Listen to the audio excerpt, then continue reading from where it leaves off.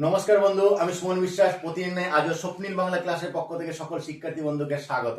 দেখো বন্ধু, এখন থেকে কিছুদিন হয়তো স্বপ্নিল বাংলা লেখাটা দেখাতে পারছি না, কারণ তোমরা ভালো করেই জানো নতুন করে ব্যাখ্যা করছি না। আজকে দেখো বন্ধু, আমরা পড়েছি না যে শিক্ষার পদ্ধতি গল্পচ্ছলে শিক্ষাদান। এই টেট পড়া থেকে, primary TET, upper primary TET পড়া থেকে আমরা বলি আজ তোমাদের একটা গল্প বলবো।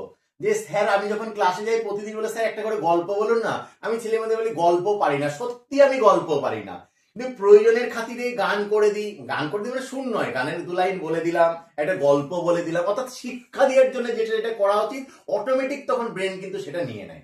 আজ যে জিনিসটা তোমাদের শেখাবো, ঈশ্বরচন্দ্র বন্দ্যোপাধ্যায় সম্পর্কে কিছু অজানা তথ্য তোমাদের কিন্তু দেব।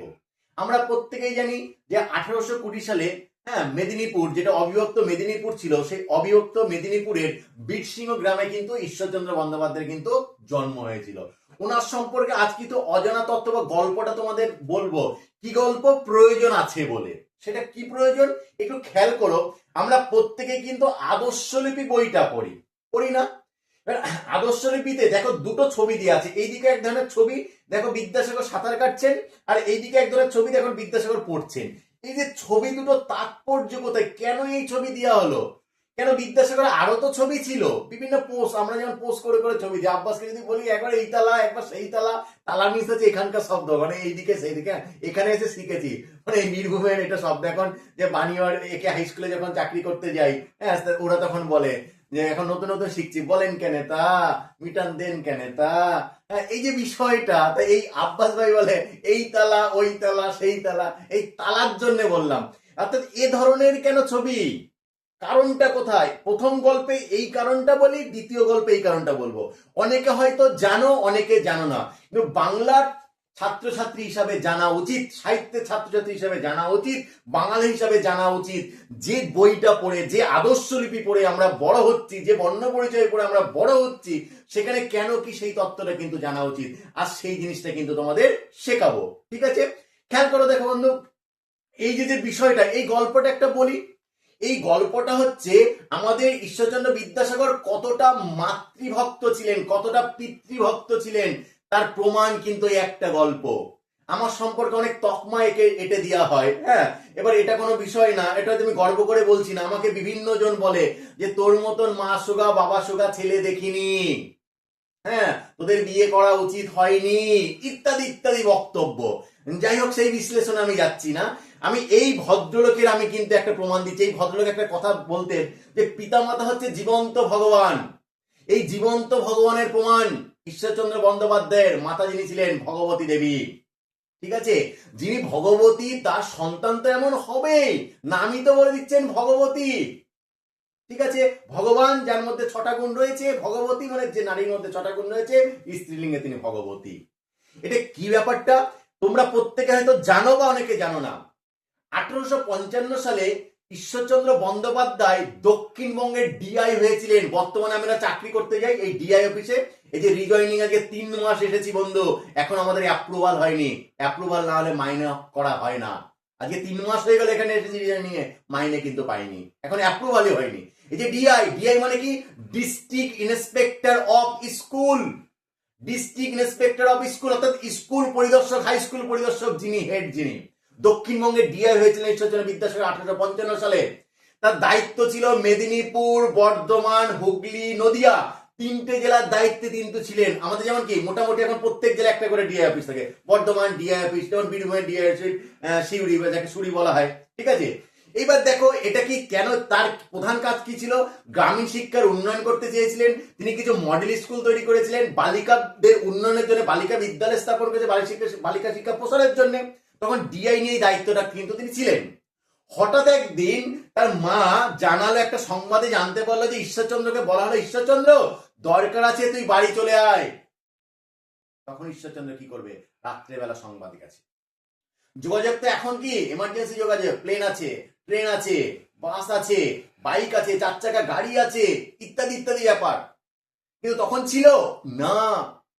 কোন রকমে একটু আধটু ওই হাত রিক্সা ছিল কিনা, গরুর গাড়ি ছিল কিনা, সাইকেল ছিল কিনা, সন্দেহের ব্যাপারে সব ব্যাপার। হ্যাঁ, হেঁটে হেঁটেই গোটা ব্যাপারটাই ঘটতো। আমার বাবাই বলেছে, বাবা বিয়ে করতে গেছিল হেঁটে হেঁটে, সকালে রওনা দিয়েছে, রাত্রে গিয়ে পৌঁছিয়েছে। আর আমরা এখন 4 চাকা ছাড়া বিয়ে করিনি। আব্বাস ভাই 14টা 4 চাকা নিয়ে বিয়ে করতে গেছিল, আমি তার সাক্ষী, কিন্তু আমি গিয়ে দেখি সেখানে একটা গাড়িও দাঁড়ানো নেই। ভাই গাড়ি করা কোথায়? বলে স্যার একটু ড্রাইভার কোনো হাওয়া খেতে গেছে।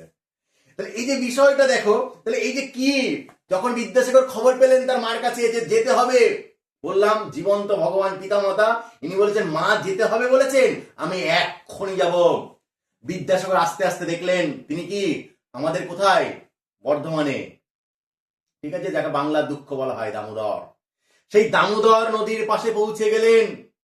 পারাপার করার মতন তখন মাঝি ছিল না রাত্রেবেলা, কিন্তু বিদ্যাসাগর কাছে পৌঁছাতে হবে। মা তো বলেছেন নিশ্চয়ই দরকার আছে বলে, মানে মা বলবেন না আমাদের আজকাল এই যে কিসের জন্য নয়, মানুষকে হয়রান করার জন্য, আমি ট্রেনে আছি না বাসে আছি কোথায় না আছি এসব ভাবনা চিন্তার কোনো দরকার নাই। ফোন করেছেই তো করেছে, দেখি একজন 150 খানা মিস কল, দেখি 50 বার ফোন, ইত্যাদি ইত্যাদি ব্যাপার, জানে না কে কোন পজিশনে আছে। আমি এদিন ট্রেন ধরার জন্য দৌড়াচ্ছিলাম, 4 মিনিটে 1 কিলোমিটার দৌড়িয়েছি, এক ভদ্রলোক আমার সে দেখি যে আমাকে ফোন করেছে 400 বার। হ্যাঁ, এই যে ভাবনা চিন্তা গোনা, দেখো তিনি কি করেছিলেন, তিনি মা বলেছেন দরকার আছে, কারণ জানে মা ভুং ভঙ্গনে বলবেন না।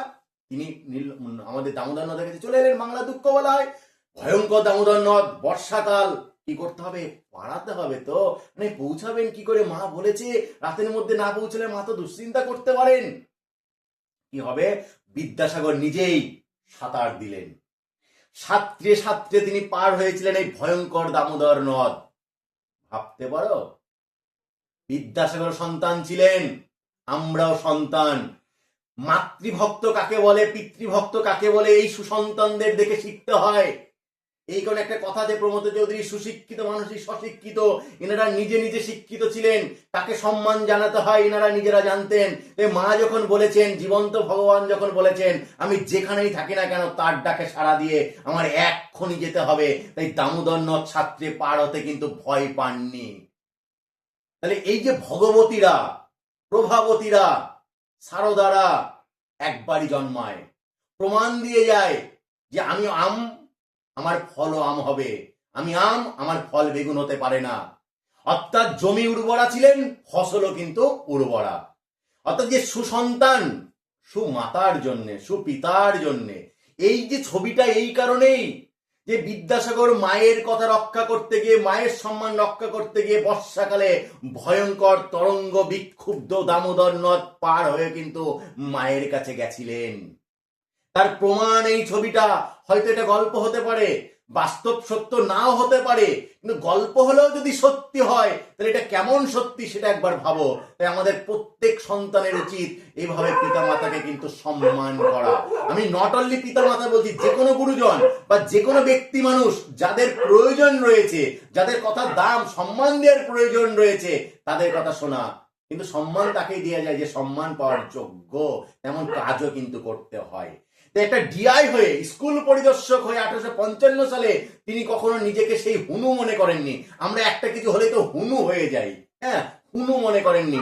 সে দেখলেন আমি যতই ডিআই হই না কেন, আমি যতই বড় বড় বিদ্যালয় স্থাপন করি না কেন, আমি যতই নারী শিক্ষার উন্নয়ন করি না কেন, আমার মা যখন বলেছে আমাকে এই কথা রাখতেই হবে, তাই মায়ের কথা রাখার জন্য এটা কিন্তু তিনি করেছিলেন। তাই আমাদের প্রত্যেক শিক্ষার্থীদের শিক্ষা নেওয়া উচিত। পিতা মাতাকে বিদ্যাসাগর যদি এতটা ভক্তি করতে পারেন, আমরা কেন পারবো না? পিতা মাতাকে ভক্তি করে যদি বিদ্যাসাগর এখানে পৌঁছাতে পারেন, আমরাও পারবো।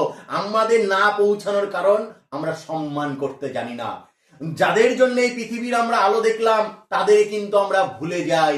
একটু চোখ ফুটতে না ফুটতে পাখির বাচ্চার মতন ডানা মেলে ভাবি আমি বিরাট পৃথিবী দেখে ফেললাম, কিন্তু জানি না এই পৃথিবী দেখানোর যিনি হত্যা কর্তা বিধাতা, সেই মানুষ দুটোকে, তাদের আমরা টোটালি কিন্তু আমরা ভুলে গেলাম। বুঝে গেল বন্ধু? তাহলে এই গল্পটা, এই ছবিটা কেন বুঝলে, এর তাৎপর্য কি বুঝলে? দেখো, নাম হচ্ছে ঈশ্বরচন্দ্র বন্দ্যোপাধ্যায়, কিন্তু বিদ্যাসাগর নামে কেন খ্যাত হয়েছিলেন সেটা আমি আরেকটা ভিডিওতে বলবো। আশা করছি বন্ধু এই ছবিটা তাৎপর্যটা কি সেটা তোমাদের বোঝাতে পেরেছি। তাহলে আদর্শলিপিতে বা বর্ণপরিচয় বা যে কোনো জায়গায় যদি এই ছবিটা পাও, তাহলে বুঝবে কেন ছবিটা দেওয়া হয়েছে। তাহলে আমাদের কি এই শিক্ষা দেওয়ার জন্যে, এই ভদ্রলোকের কাছ থেকে শিক্ষা নাও। কারণ কি, আমরা মহাজনী মানে মহাজ্ঞানী মহাজন যে পথে করে গমন হয়েছেন প্রাতঃস্মরণীয়, সেই পথ, অর্থাৎ এই মহাজ্ঞানী মহাজনরা যে পথে মানে গমন করে তারা স্মরণীয় হয়ে আছেন, দেশ দশের পূজ্য হয়ে আছেন, আমাদেরও উচিত সেই পথ কিন্তু স্মরণ করা। তাই এনাদের মতন যদি আমরা সেই পথ স্মরণ করতে পারি তাহলে কিন্তু আমাদের কিন্তু মঙ্গল। আশা করছি বন্ধু এই ছবিটা তাৎপর্য কি, কেন ছবিটা দিয়া, এর থেকে আমাদের কি শিক্ষা নেওয়া উচিত সেটা তোমাদের ঠিকঠাক ভাবে বোঝাতে পেরেছি। এরকম যদি কোনো গল্প, কোনো মহৎ ব্যক্তি সম্পর্কে জানার ইচ্ছা থাকে অবশ্যই বন্ধু কমেন্ট বক্সে আমাকে কমেন্ট করে জানাবে, আমি যথাসম্ভব উত্তর দেবো। আর যদি ব্যাখ্যাটা তোমাদের ভালো লেগে থাকে অবশ্যই বন্ধু কমেন্ট বক্সে আমাকে কমেন্ট করবে, আমি যথাসম্ভব তার উত্তর দেবো। আজকের ক্লাসটা এই পর্যন্তই, প্রত্যেকেই ভালো থাকবে। নমস্কার বন্ধু।